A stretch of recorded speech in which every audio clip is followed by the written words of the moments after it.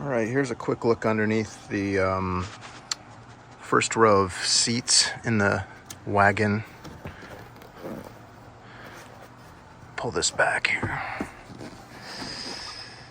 So here's how I did the bracing. So there used to be seats here. When I removed them, I built this unistrut structure. Here's a video of it. This is the ductwork for the rear air conditioning and heating.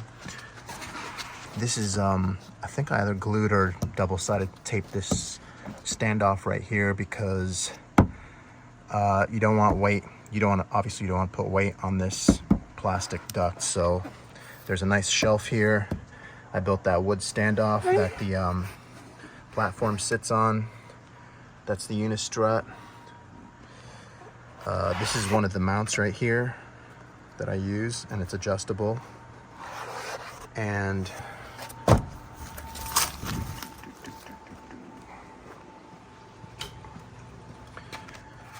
here's the other side. This is the other mount that I use.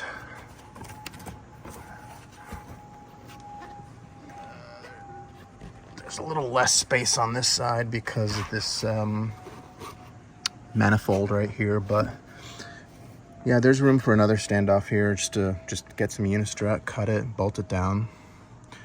It's pretty easy. If you have measuring tape and a nice saw, you could do it as well. And that's it. I'm doing this video because I've never actually showed this bracing. This is a really important part of the process, and I'm probably never going to do another video of this whole setup here again.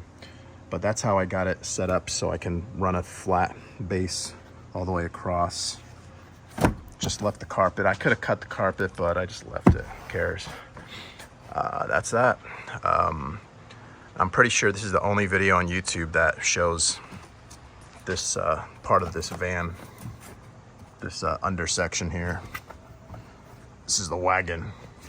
Typically the cargo has a floor base that comes across with some welded structure or something. I'm not too familiar with the cargo versions, but this is the wagon.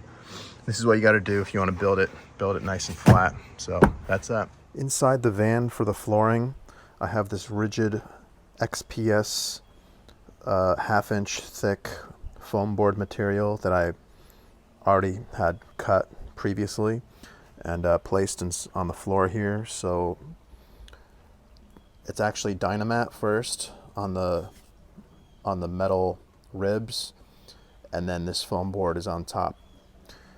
And then on top of this whole entire contraption here is the 1/2 inch plywood that I'm using here. 1/2 inch. It's just standard plywood. It's not the fancy type either. It's the kind of the cheaper one. I kind of wish I would have gotten the more expensive one, so it wouldn't have all these knots all over it and stuff. But this is what I'm using right here, and it's cut to fit exactly in here. And this is the piece that's out. Total width is about 46.5 inches wide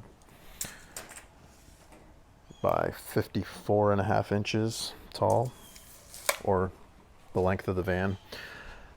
I have this out because I had a bunch of extra spar urethane, and I figured I might as well slap a coat on this thing. So I sanded it down, coated it with the spar urethane.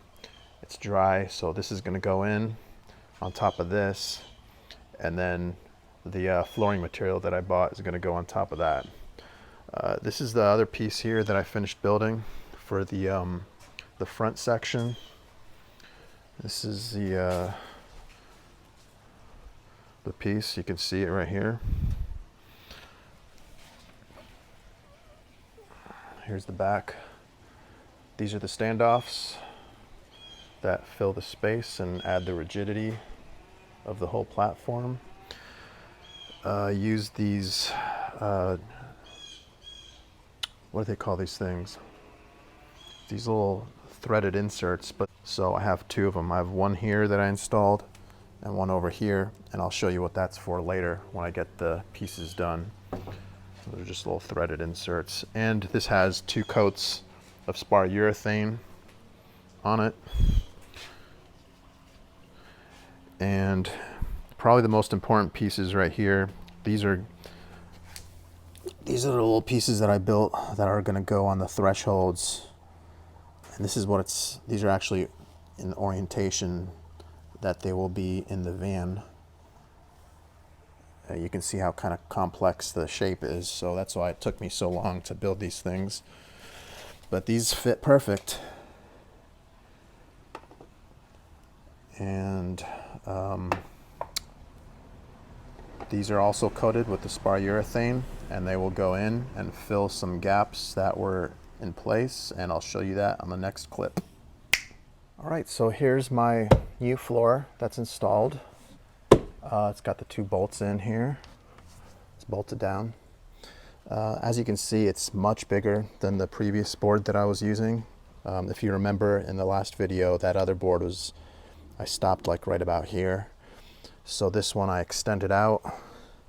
I cut everything as close as I could, and I maximized as much area that I could.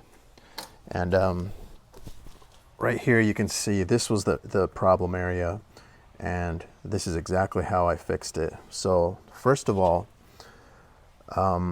this has that threaded insert installed underneath here. I had to put a riv nut in this hole. There was an existing hole here, and this is a 1024 thread riv nut, and I didn't have to do any drilling or anything. I just popped it in there and installed it.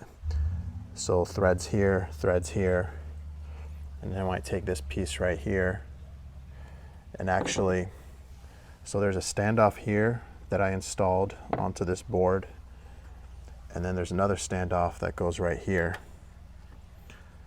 So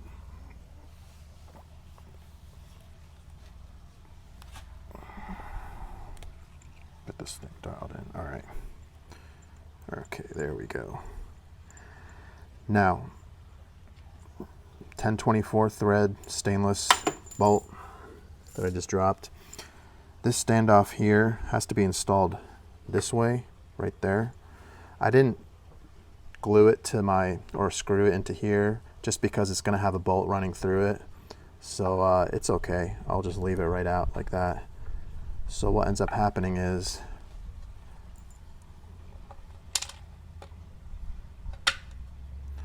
this will run through here.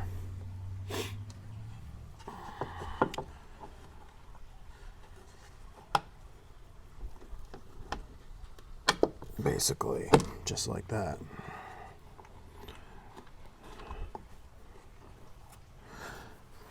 So this is basically the gist. I think you can see everything should line up perfectly, including that screw right there.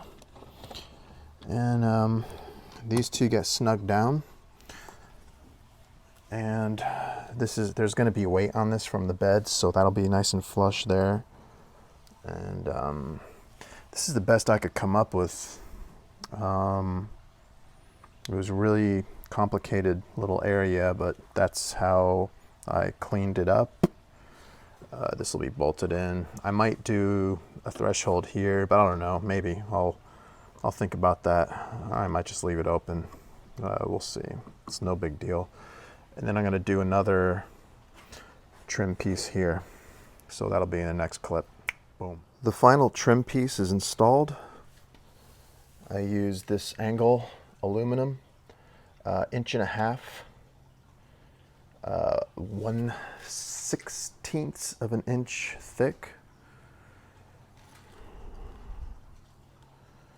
There's a 6-foot stick that I bought, cut down to about 4 feet, and then trimmed up from there. And I used threaded inserts under the base 1/2 inch ply here. So this thing is freaking solid. To fill this gap, I used some of the existing floor material that I had, and I cut everything to fit as nicely as possible. And we'll see how this stuff works.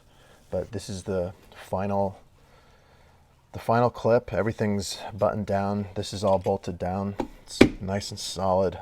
I mean, you could stand on this if you want, use it as a step. And we'll see how it does over time. But this is the complete setup. Here's the frame, the bed frame that I have bolted down. I'll do another video on the bed frame because I'm still wrapping up a few things with that. But as far as the flooring's concerned, it's done. You can see the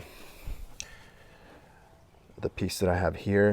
It's nice and rigid, has the standoffs on all four corners. It's bolted into the unistrut underneath, and the flooring's on. So I'm pretty happy with it. I'm really glad that this is all done because this was really a tricky build here. Here's the other side. There is a gap here. I might find some sort of really thin material and just kind of maybe use some double-sided tape, I think, here. I don't want to screw into this thing, so I might do that, or I might just leave it open, but that's something I'll do later on. It's not really a big deal right now, but this is all done. There's going to be some more planning out here. So obviously my ARB refrigerator will sit here. I'm thinking about using these type of 5-gallon containers for water. There's plenty of room here, and we'll see how that goes, but that'll be another clip. That's it. Hope you guys enjoyed the clips, and don't forget to subscribe to my channel if you're watching this, and I'll talk to you guys later. Bye.